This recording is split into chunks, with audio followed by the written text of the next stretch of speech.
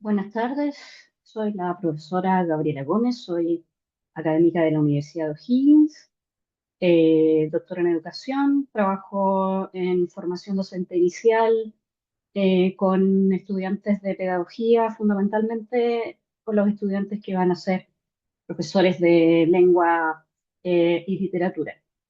Y en ese contexto hago clases sobre comprensión de textos escritos, didáctica de la lectura.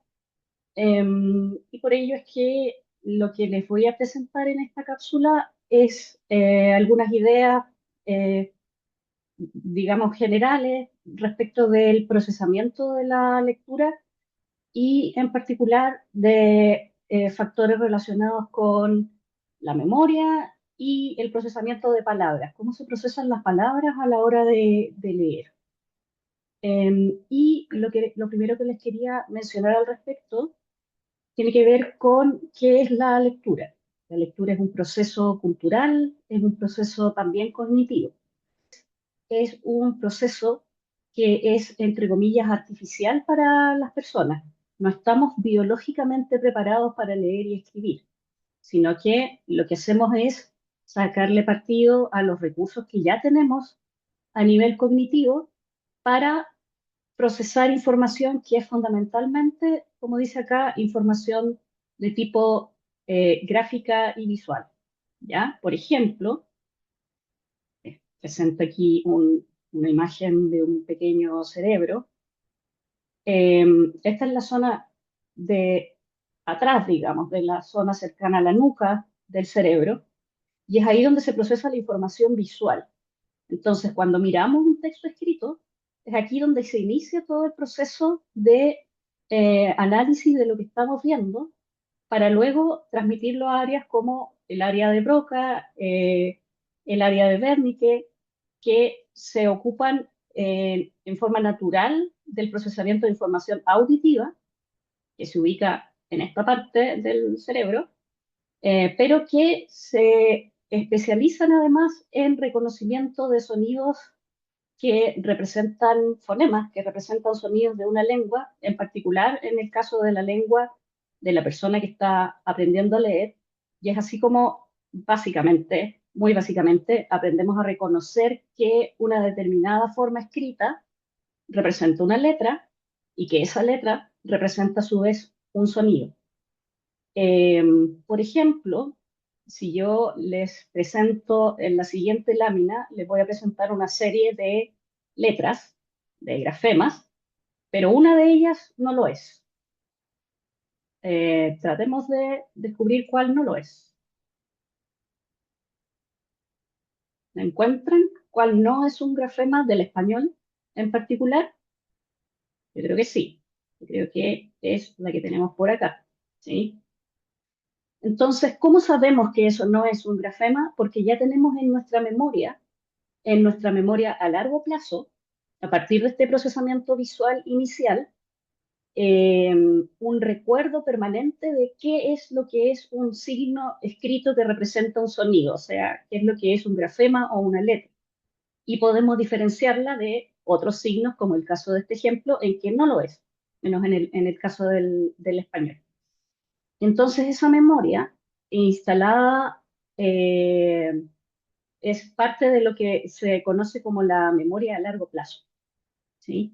Entonces, el proceso que va durante el aprendizaje de la lectura, desde que a un niño pequeño le mostramos un signo, como el signo de la T, y le explicamos que ese dibujo representa el sonido T, hasta que automáticamente puede verlo en el contexto de un documento escrito y reconocerlo y asociarlo con otros sonidos, es un proceso que es largo, que es complejo en términos cognitivos, no es fácil aprender a leer, pero que apoyándose en los recursos que ya tiene el cerebro, eh, no resulta particularmente difícil en términos de que tenemos las herramientas cognitivas para poder hacer, para aprender a reconocer las palabras, las letras y las palabras a través de los recursos del sistema visual y del sistema auditivo.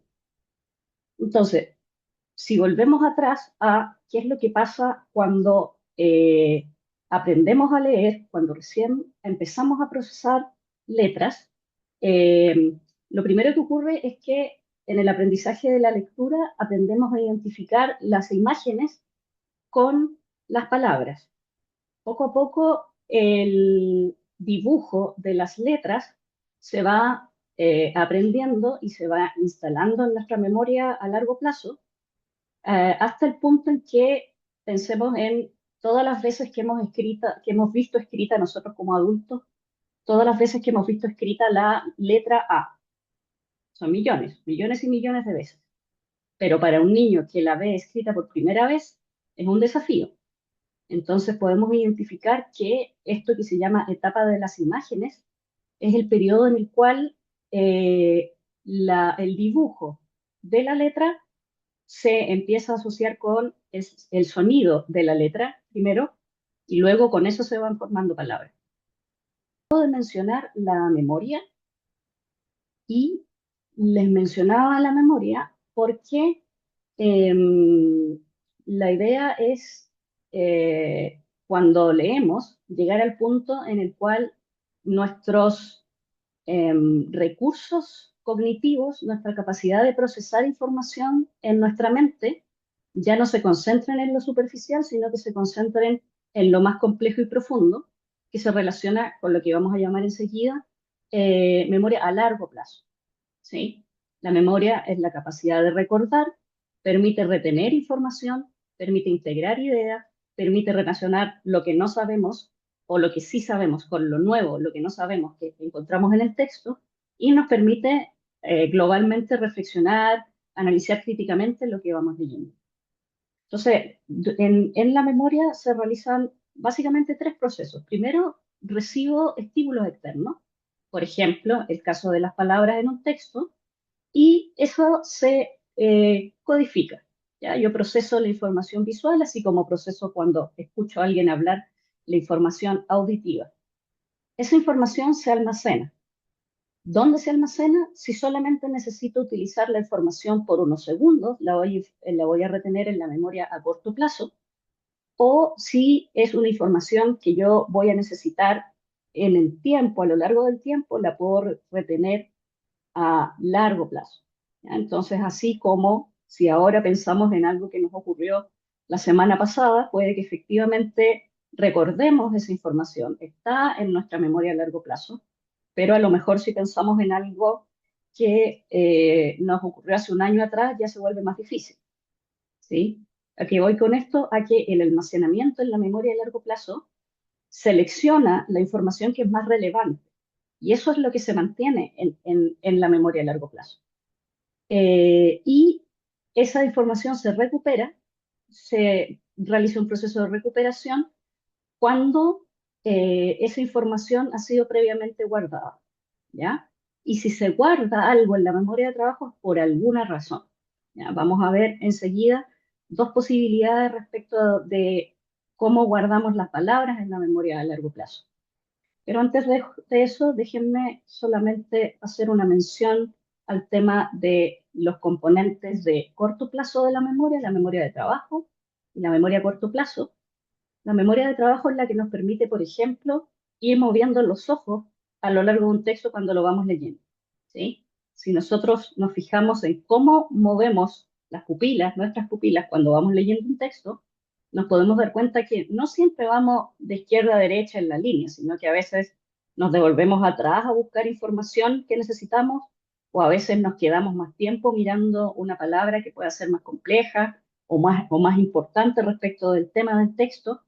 Entonces, la memoria de trabajo es la que nos permite ir procesando esa información de manera automática durante la lectura. La memoria a corto plazo es la que nos permite, por ejemplo, si leemos un texto de 3 párrafos, nos vamos a acordar del primer párrafo cuando estemos leyendo el tercer párrafo, por ejemplo. ¿Ya? Nos vamos a recordar del inicio del texto, la mitad del texto, durante la lectura del final del texto. A lo mejor si al día siguiente de leer un texto yo quiero acordarme exactamente de las palabras o exactamente del orden de las ideas en el párrafo, Eso puede ser muy difícil porque ya eso no está en mi memoria. Eso se utilizó durante el proceso de lectura, pero luego lo que queda es la información, las ideas principales del texto, ¿sí? Entonces, esa información es la que se procesa en el momento durante el proceso de lectura. Y esa información, durante el proceso de lectura, se va relacionando con los elementos que están archivados, almacenados en nuestra memoria a largo plazo. Entonces, ¿qué clase de información se retiene en la memoria a largo plazo en relación con la lectura? Está todo nuestro conocimiento previo, no solo de textos y de lectura, sino que también nuestro conocimiento del mundo, nuestras experiencias, nuestras emociones, nuestras perspectivas respecto a las situaciones, en general todo lo que constituye nuestra vida mental, digamos. Junto con eso, tenemos el vocabulario, que es muy importante, esquemas para entender el mundo, experiencias personales, como les mencionaba antes también. Está también el significado de las palabras, pero no solo el significado de las palabras, sino que también el significado de frases o una estructura lingüística. Por ejemplo, yo puedo reconocer una carta, una carta personal o una carta formal solamente con ver la silueta de la carta. Yo puedo reconocer un texto científico porque tiene una determinada estructura. Entonces, esas estructuras también están almacenadas en la memoria. Entonces, yo si abro un texto, puedo inmediatamente reconocer qué tipo de texto es por la forma que tiene ese texto, ¿sí? La relación entre nuestro conocimiento ya almacenado en la memoria y la nueva información que hay en el texto nos permite construir inferencias. La inferencia, el proceso para construir inferencias es muy importante durante la lectura, porque se dice que más o menos, dependiendo del tipo de texto, pero más o menos el 80% de la información de un texto no está dicha explícitamente, sino que se tiene que inferir. Desde inferencias simples como si yo leo eh, la persona tomó el paraguas y salió a la calle, yo puedo inferir que estaba lloviendo, ¿sí? O otras inferencias mucho más complejas como tratar de inferir el argumento principal de un texto argumentativo, ¿sí? O construir una interpretación respecto de el personaje principal en una obra literaria.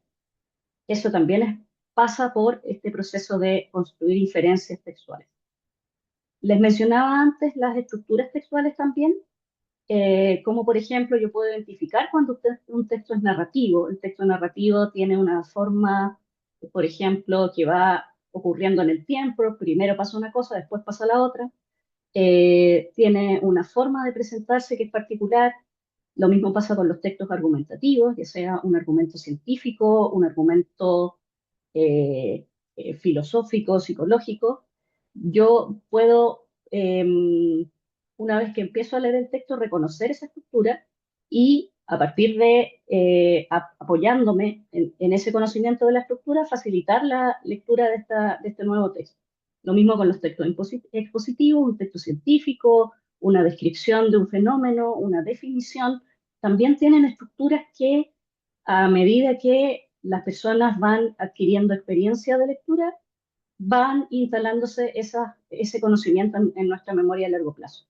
Y eso nos permite llegar a este concepto que ya lo mencionamos antes de la lectura que pueda ser fluida y automatizada. O sea, ya no depende de la decodificación, como hablábamos hace un momento, sino que va rápidamente estableciendo relaciones entre la información que yo proceso con la memoria de trabajo y la memoria a corto plazo y la información que yo ya manejo internamente porque está almacenada en mi memoria a largo plazo.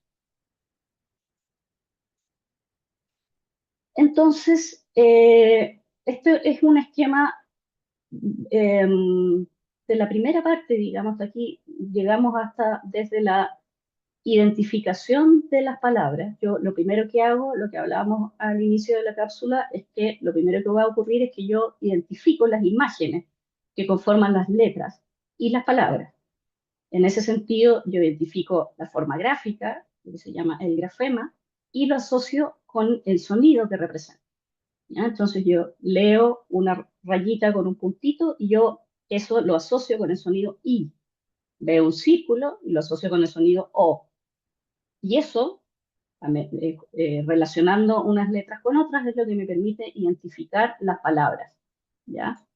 Una vez que identifico una palabra, es importante diferenciar que no solamente podemos reconocer el significado de la palabra, sino que también podemos reconocer la estructura de la palabra.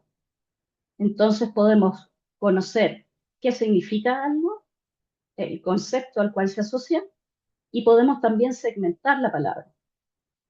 Y eso nos va a permitir también reconocer parte del significado o apoyarnos en eso para reconocer el significado de la palabra. Enseguida voy a explicar a qué me refiero con eso con un poquito más de detalle. Entonces, siendo capaces de identificar las letras, identificar los fonemas, asociar significado y estructura de las palabras, eso me va a facilitar la lectura de palabras nuevas, ¿sí? La lectura de palabras nuevas siempre va a ser importante en el aprendizaje y sobre todo si pensamos en la perspectiva del aprendizaje en todas las disciplinas.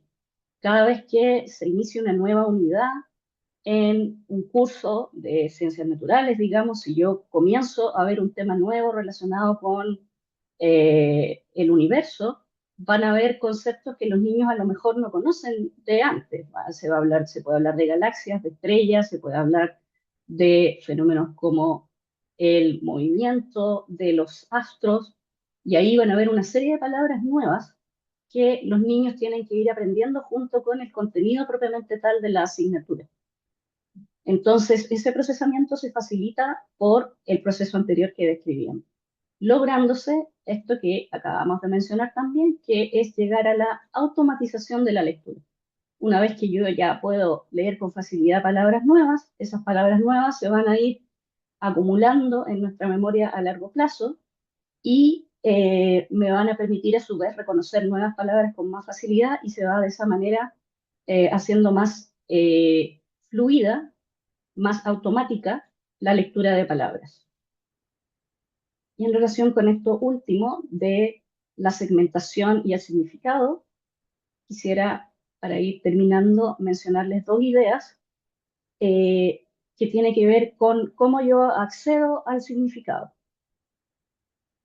Un sistema tiene que ver con el procesamiento de palabras a través de los fonemas y otro tiene que ver con el procesamiento de palabras a través de la ruta visual.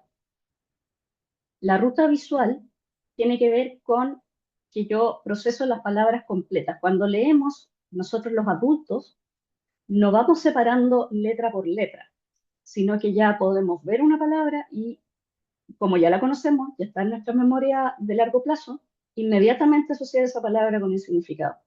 Pero cuando un niño se enfrenta por primera vez con una palabra que no conoce, lo que va a hacer es descomponer esa palabra en las letras que la conforman, en los sonidos que la conforman, los fonemas, y los va a juntar para luego formar la palabra, para luego tratar de identificar cuál es el significado.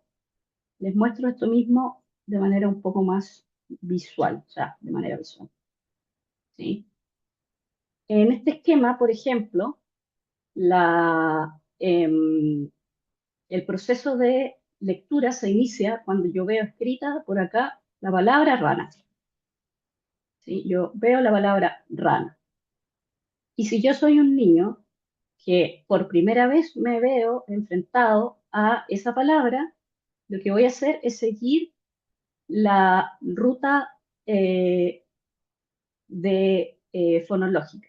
¿Ya? Entonces, por ejemplo, voy a ver escrita la palabra, voy a representar visualmente en mi mente, a través de la memoria a corto plazo, la palabra, y si no conozco la palabra de antes, voy a hacer esto que está por acá, que es descomponerla. ¿Ya? A lo mejor para un niño la palabra rana puede ser difícil si es primera vez que la ve. Para nosotros adultos, a lo mejor si nos enfrentamos a la palabra octaedro o paralelepípedo, pueden ser palabras que necesiten que nosotros hagamos este mismo ejercicio, ¿ya? Porque el ejercicio va a ir proporcional a la familiaridad de la palabra. Mejor nosotros adultos todos conocemos la palabra rana, pero si nos enfrentamos con una palabra nueva, vamos a seguir esta ruta fonológica y vamos a descomponer la palabra para luego volver a representarla. Y entonces llegamos al punto de la representación semántica, o sea, de asociar la representación, el nombre rana, con lo que esa palabra significa. ¿Sí? Entonces, la ruta léxica es la que va de leer la palabra, analizarla sonido por sonido, recomponerla en una sola palabra y luego asociarla al significado. Esa es la ruta fonológica, perdón. Y la ruta léxica es aquella en la cual yo leo la palabra, inmediatamente la represento visualmente y puedo llegar de forma automática al significado.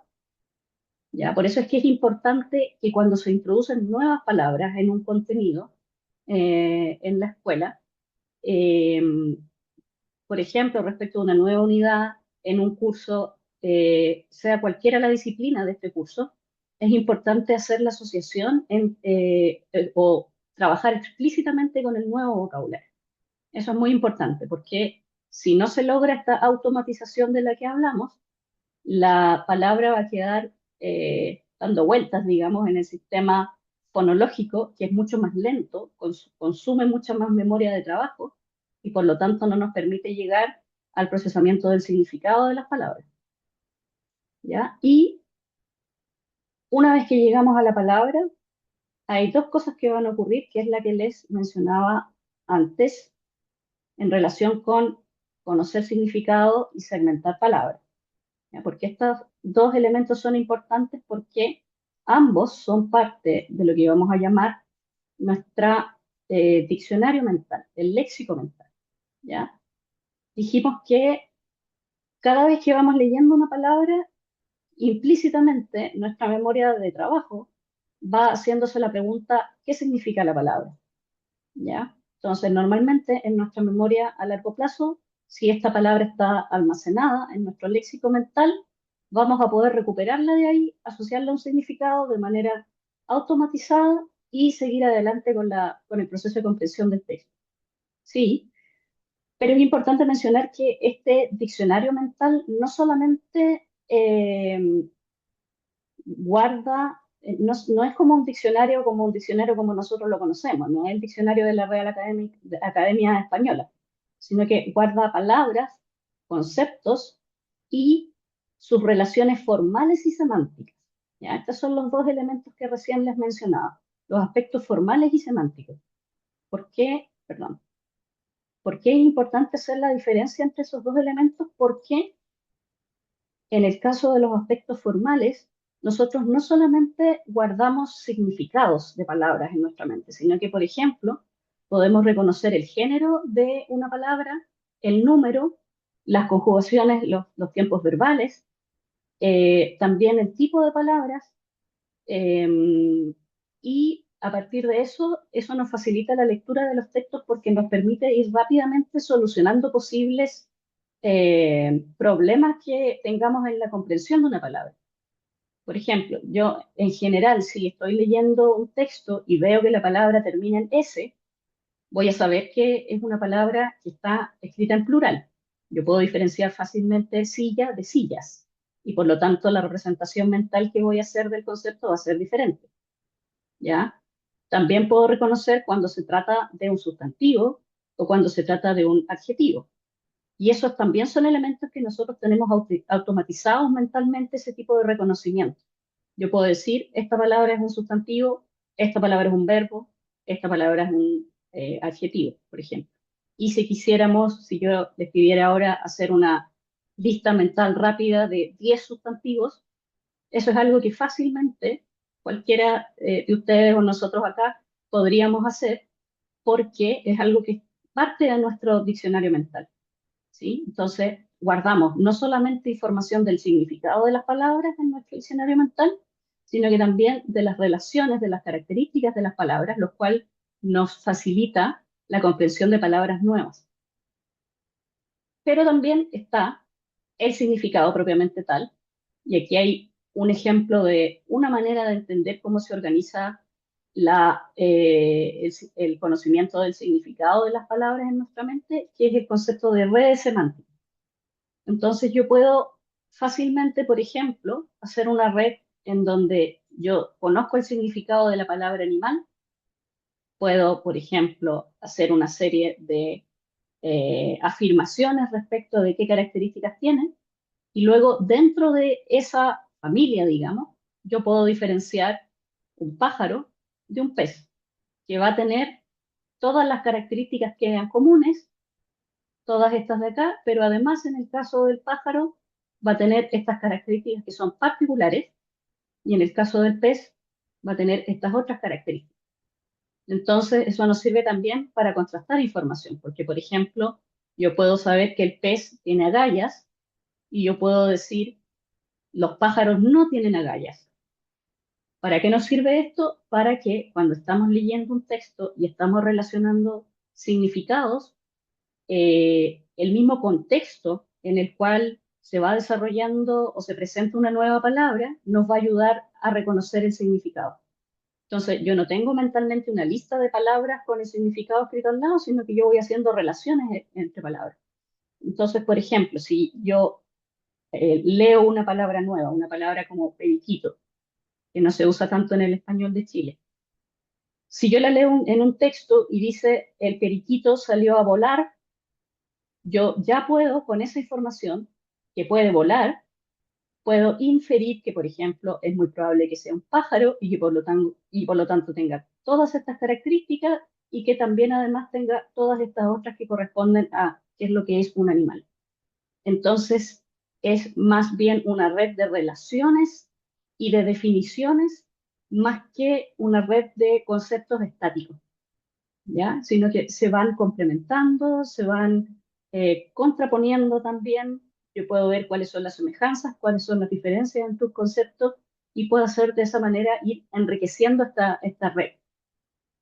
Y va a ser más fácil que una palabra nueva entre en esta red justamente cuando entra dentro de una categoría de la red. Así yo aprendo el nombre de un animal nuevo que no conocía antes, va a ser más fácil retener el nombre cuando yo sepa que efectivamente es un animal, a que yo quiera aprender el nombre en abstracto, sin tener el significado. ¿Sí? Tener el dato de que periquito es animal me va a permitir hacer todas estas relaciones que describíamos y otras, eh, sin que sea necesario que yo ocupe más tiempo para procesar esa información porque ya está instalada en nuestra mente,